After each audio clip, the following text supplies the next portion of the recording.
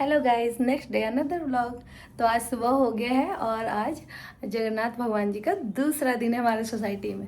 तो आज क्या क्या फन और मस्ती करते हैं और बच्चे लोग क्या स्किट करते हैं वो मैं आप लोगों को ज़रूर दिखाऊंगी। तो आप लोग ब्लॉग में बने रहिए और वेट कीजिए। कुकिंग के साथ साथ मैं छोटे छोटे से ब्लॉग भी डाल रही हूँ क्योंकि मुझे लग रहा है कि मेरी यूट्यूब फैमिली को भी देखना चाहिए। तो बने रहिए। आप हमारे सोसाइटी को देख सकते हैं। आज सेकंड डे है। मैं अभी नीचे आई हूँ। अभी आरती हो रही है, इवनिंग आरती।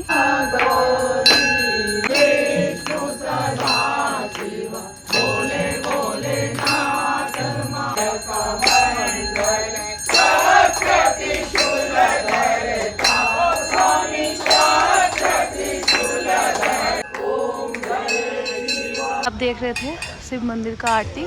ये रहा हमारे सोसाइटी में कार्तिकेय भगवान जी का मंदिर है, भव्य मंदिर।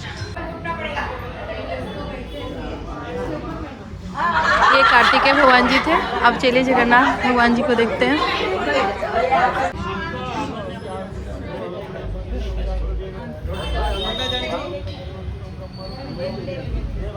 अब यहाँ आरती स्टार्ट हो गया है।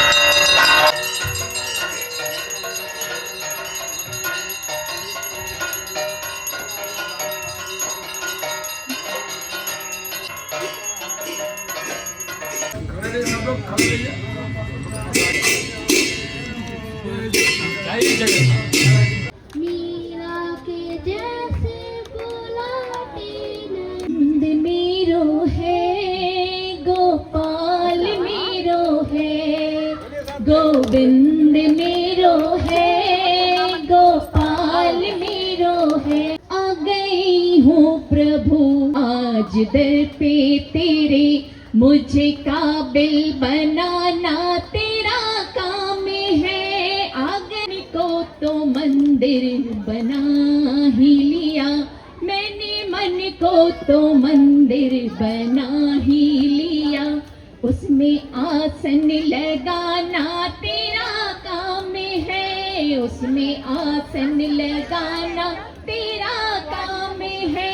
गोविंद मेरो है। सारे हाथ ऊपर होने चाहिए। 1 मिनट, सारे हाथ ऊपर करके कृष्णा कृष्णा राधे राधे, राधे श्याम श्यामा श्याम श्याम श्यामा, राधे राधे।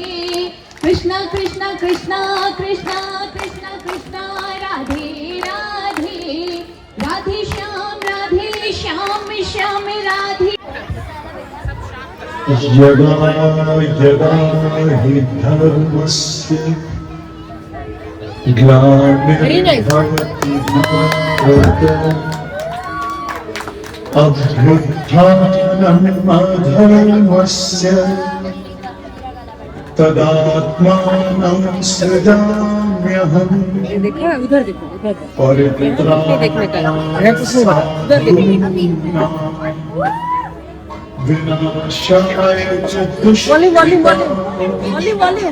धर्म संस्थापनार्थाय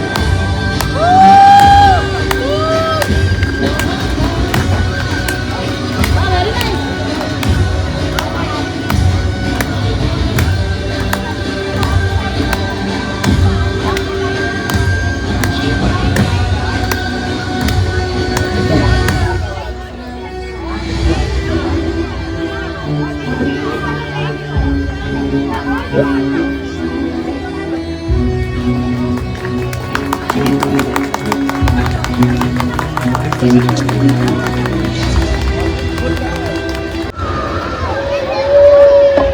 शक्ति होते हुए भी क्यों ये युद्ध होने दिया वासुदेव?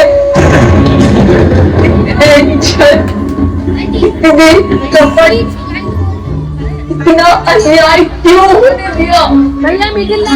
विरोधी की नजर सुनो वासुदेव, सुनो। इस आर्यव्रत से उठने नूतन की ध्वनि सुनो।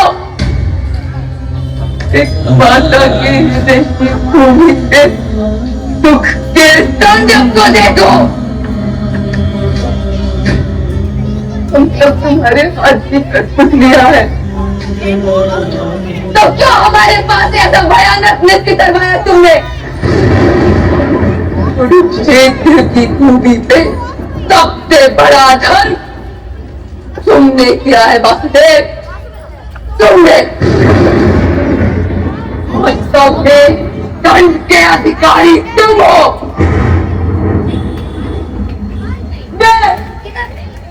वहां तपस्वी सुबल कन्या,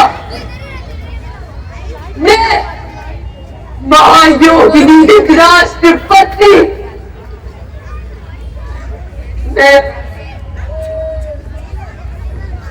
महाभागिनी गुरुदास माता, और तुम्हें श्राप देती हूँ।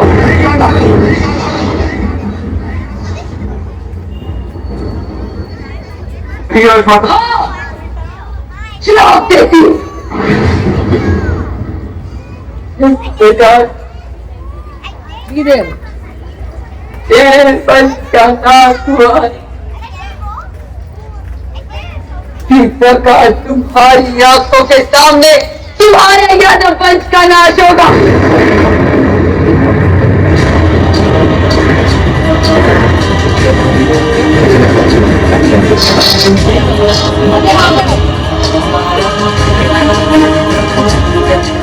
पशुओं की हाथी सारे यादव पुरुष एक दूसरे का रक्त पी जाएंगे, और पशुओं की हाथी सारे यादवों के बहुत क्रंदन करेंगे। होने वाला कोई नहीं होगा। इस प्रकार मेरा नगर ऊपर हुआ है। उसी प्रकार तुम्हारा नगर भी समुद्र में डूब जाएगा। तुम्हारे नगर के सोने के भवन समुद्र के रास्ते पिघल जाएंगे।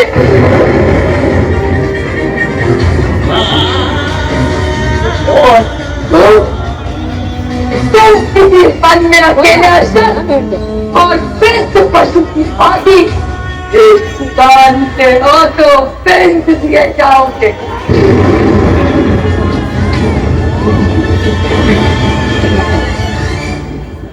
एक पुत्री माता के से लिखा हुआ था, कभी निकल नहीं होता।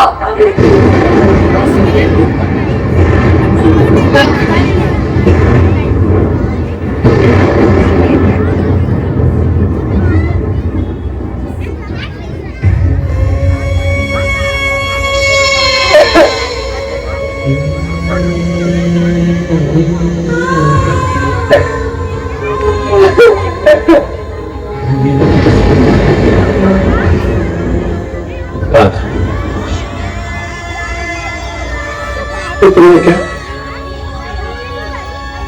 वासुदेव को उपयोग करो इतना भयानक कर दिया।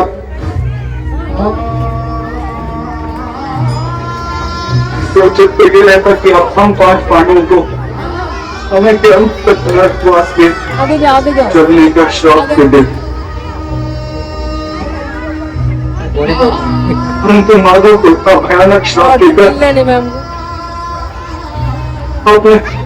समग्र विश्व को अनाथ कर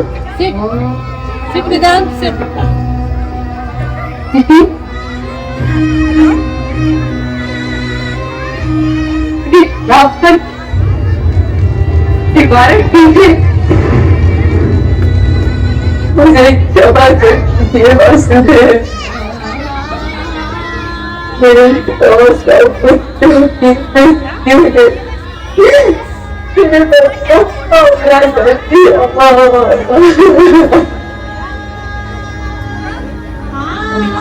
चलो चलो हाथ में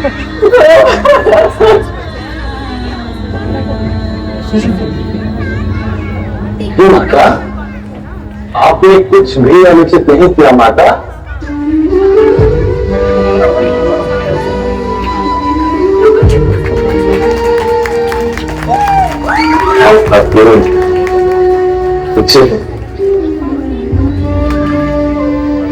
आपकी पीड़ा स्वाभाविक,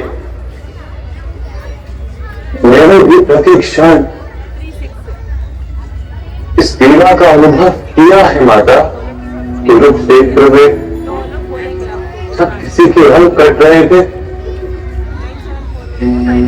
बोला मेरा बहरा था, कोई वीरवती को प्राप्त होता था तो अपनी पीड़ा की धरोहर मुझे देकर जाता था। विजय का सुख मैंने भोगा है माता, तो पराजय का दुख भी केवल मैंने भोगा है।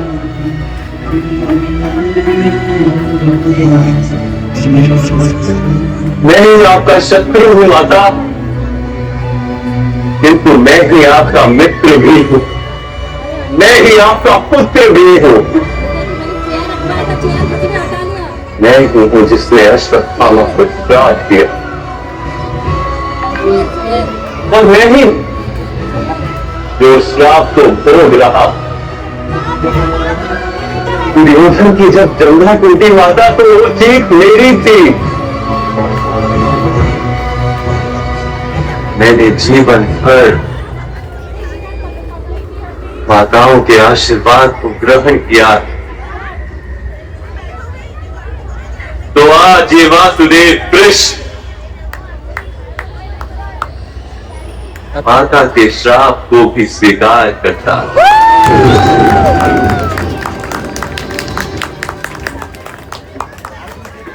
मैं आपको वचन देता हूं माता, जब मेरे वंश के नाश का समय आएगा तो मैं स्वयं प्रथम अपने सुदर्शन से प्रहार करूंगा।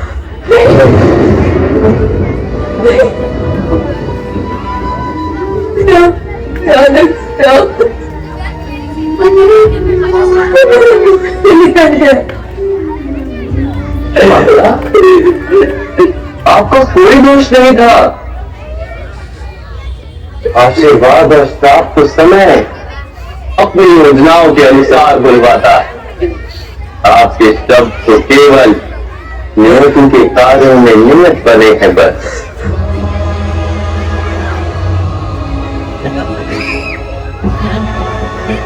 जादुओं का नाश भी अनिवार्य है।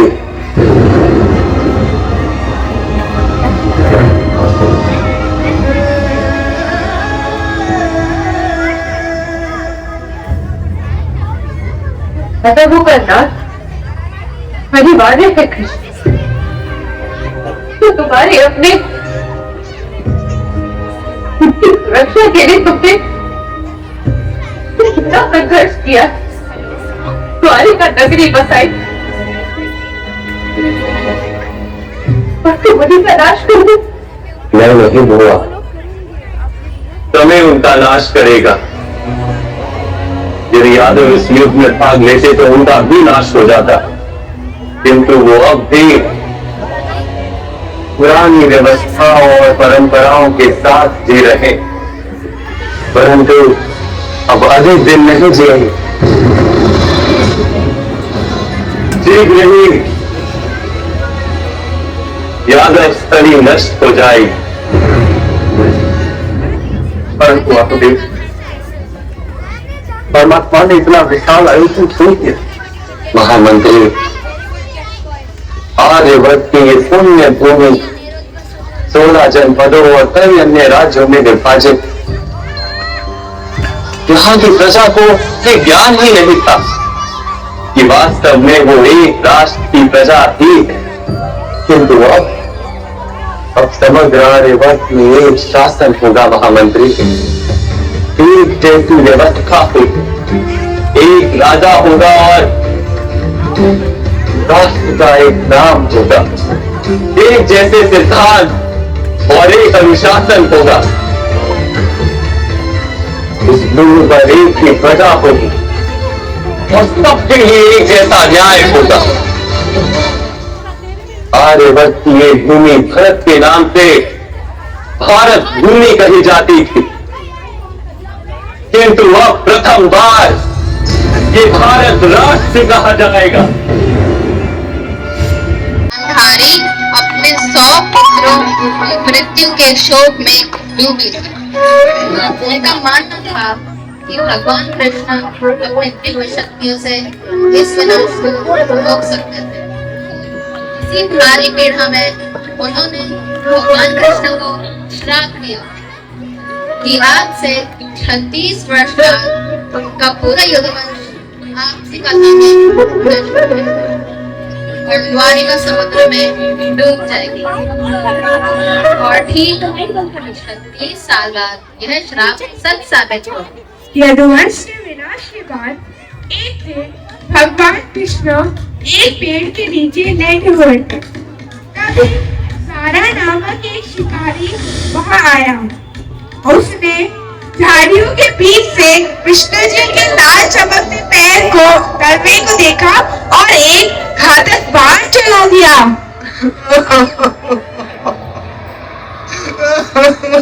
जब सारा पास पहुंचा, उसके पैरों तले जमीन खिसक गई। उसने हिरण में साक्षात नारायण का घायल कर दिया था। पश्चाताप में डूबकर वह रोने लगा और बोला, हे भगवान, मुझे क्षमा कर दे। मुझसे अनजाने में बहुत बड़ा पाप हुआ है। इसके लिए मृत्यु दंड भी कम है। तभी प्रभु मुस्कुराते हुए कहते हैं, ज़रा तुम दुखी मत हो। त्रेता युग में तुम वानरराज वाली थे और मैंने पेड़ के पीछे छुपकर तुम्हारा वध किया था। यह प्रकृति का नियम है। आज मेरी मृत्यु तुम्हारे हाथों पहले से ही तय थी। तुम इस अपराध बोझ से मुक्त हो जाओ। यह कहकर श्री कृष्ण ने अपनी लीला समेट ली और वैकुंठ प्रस्थान कर गए। जब अर्जुन को इस बात का पता चला तो वे गहरे शोक में डूब गए। उन्होंने अश्रुपूर्ण आंखों से भगवान कृष्ण का अंतिम संस्कार किया। पूरा शरीर पंचतत्व में विलीन होकर राख बन गया, सिवाय उनके हृदय के, जो आज भी जीवन धड़कता हुआ और दिव्य था। अर्जुन ने उस दिव्य हृदय को एक लकड़ी के तख्ते पर रखा और नदी में प्रवाहित कर दिया। वह बहते बहते ओडिशा के महानदी के तट पर पहुंचा, जहाँ सब्र नामक एक आदिवासी समुदाय रहता था। उनके प्रमुख विश्वावासु को वह चमकीला दिव्य हृदय मिला। विश्वावासु ने उसकी दिव्यता को पहचाना और एक गुप्त गुफा में नीलमाधव की मूर्ति के रूप में उसकी पूजा करने लगे। इस रहस्य से क्या उसके अलावा कोई नहीं जानता था। दूसरी ओर अवंती नगरी के परम भक्त राजा इंद्रद्युम्न को जब एक ऋषि से पता चला कि ओडिशा के जंगलों में भगवान विष्णु नीलमाधव के रूप में साक्षात विराजमान, तो उनकी व्याकुलता बढ़ गई। उन्होंने अपने चतुर ब्राह्मण पुजारी विद्यापति को आदेश दिया कि वे तुरंत उड़ीसा जाएं और नीलमाधव के उस गुप्त स्थान को ढूंढ निकालें। राजा की आज्ञा पर विश्वावासु एक लंबी और कठिन यात्रा पर निकल पड़े।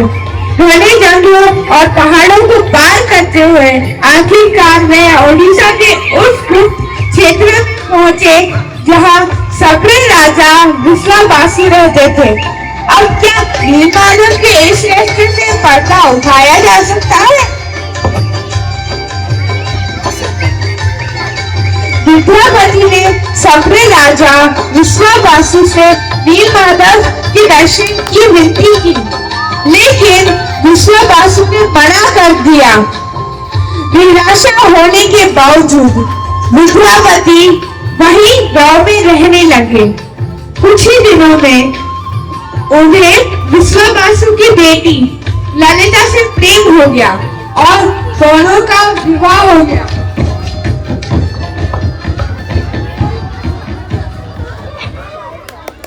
एक दिन विद्यापति ने ललिता से कहा, ललिता, क्या तुम अपने पिता से मुझे नीलमाधव के एक झलक दिखाने की अनुरोध कर सकती हो? वह तुम्हारी बात नहीं टालेंगे। पिता के कहने पर विश्वावासु मान तो गए, लेकिन एक कठिन शर्त रखी। ठीक है, लेकिन विद्यापति को अपने आंखों पर पट्टी बांध कर जाना होगा। विद्यापति बहुत चतुर थे। उन्होंने शर्त तो मानी, लेकिन अपने साथ चुपके से सरसों के बीज ले गए और पूरे रास्ते उन्हें गिराते चले।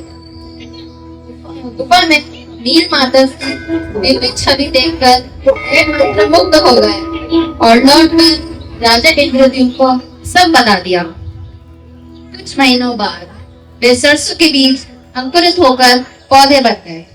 राजा इंद्रद्युम्न विद्यापति के साथ उन्हीं पौधों के सहारे गुप्त गुफा तक पहुंचे, लेकिन वहां पहुंचते ही राजा के होश उड़ गए। गुफा खाली थी, नीलमाधव वहां से गायब हो चुके थे। राजा इंद्रद्युम्न महल में दुखी होकर सो रहे हैं। सपने में भगवान विष्णु चतुर्भुज रूप में दर्शन देते हैं। अत्यंत निराश होकर राजा महल लौटा। उसी रात भगवान विष्णु उनके स्वप्न में आए। राजन, इस संसार में मैं तुम्हें नीलमाधव के रूप में दर्शन नहीं दे पाऊंगा। तुम पुरी के समुद्र तट पर जाओ। वहाँ एक दिव्य सुगंधित लाल रंग का लकड़ी का लट्ठा तैरता हुआ आए, जिस पर सांप, चक्र, गदा और पद्म के चिन्ह, उससे 3 मूर्तियां बना। राजा तुरंत पुरी की तट पर पहुंचे। वहाँ असली में एक विशाल लकड़ी का लट्ठा तैर रहा था, लेकिन राजा के सैकड़ों सैनिक भी उसे मिलकर उठा ना पाए। आखिरकार जब आदिवासी राजा विश्वावासु को बुलाया गया, तो उन्होंने उसे छूते ही हल्का कर उसको ले गए। लेकिन चमत्कार अभी और बाकी थे। महल के सबसे कुशल कारीगरों ने जब उस लकड़ी पर अपनी छेनी और हथौड़े चलाए, तो औजार ही टूट गए। लकड़ी पर एक खरोच तक नहीं आई। महल के सबसे कुशल कारीगरों ने जब उस लकड़ी पर अपनी छेनी और हथौड़े चलाए, तो औजार ही टूट गए। लकड़ी पर एक खरोच तक नहीं आई। कारीगर हार मान गए। तब भगवान विष्णु की सलाह पर राजा ने देव शिल्पी विश्वकर्मा, तभी एक दरबार में एक रहस्यमय बूढ़े बढ़ई के रूप में स्वयं विश्वकर्मा जी प्रकट हुए। राजा इंद्रद्युम्न ने उस बुद्ध बड़ी को देख पूछा, मैंने सुना है कि आप इस दुबली लकड़ी से मूर्तियां बनाने का प्रयास कर रहे हैं। क्या आप यह करने में सक्षम हैं? तभी उस बुद्ध बड़ी ने उत्तर दिया, हाँ राजन, मैं इस लकड़ी के लट्ठे से मूर्तियां अवश्य तैयार कर दूंगा, लेकिन मेरी कुछ शर्तें हैं। मैं 21 दिन तक एक बंद कमरे में मूर्तियां बनाऊंगा, और इस दौरान अगर किसी ने भी उस कमरे के भीतर आने की कोशिश की, तो मैं उन मूर्तियों को उसी अवस्था में छोड़कर चले जाऊंगा। राजा ने उत्सुकता से शर्त मांगी और विश्वकर्मा जी ने अपना काम शुरू कर दिया।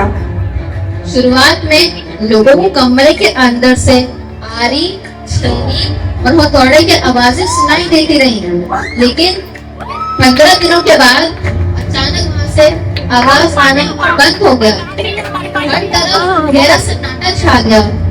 वह देखकर रानी गुंडीचा चिंतित हो उठी और राजा से बोली, महाराज, कमरे से कोई आवाज नहीं आ रही।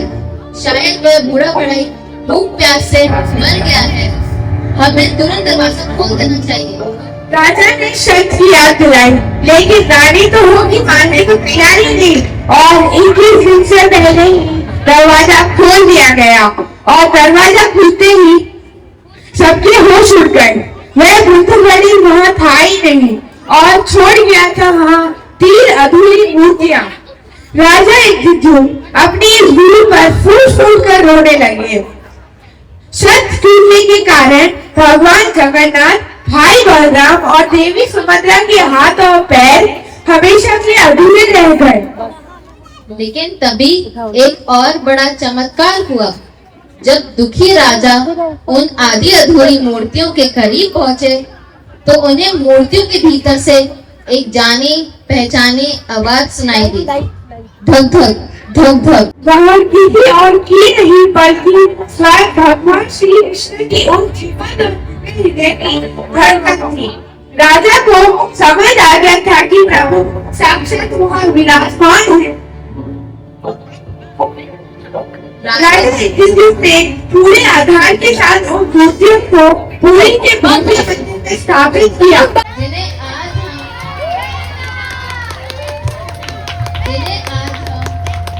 भगवान जगन्नाथ, भाई बलराम और बहन सुभद्रा के रूप में पूजते हैं।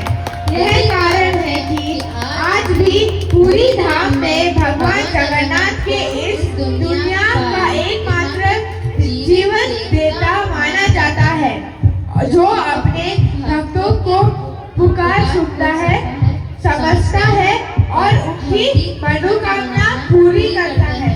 जय जगन्नाथ।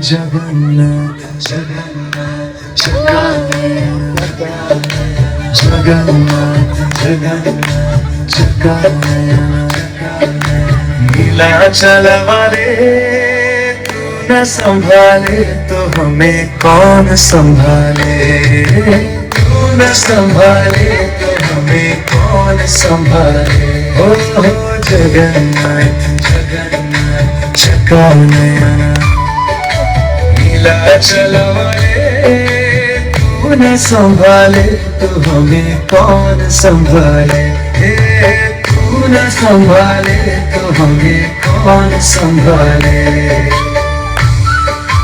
जगन्नाथ जगन्नाथ जगन्नाथ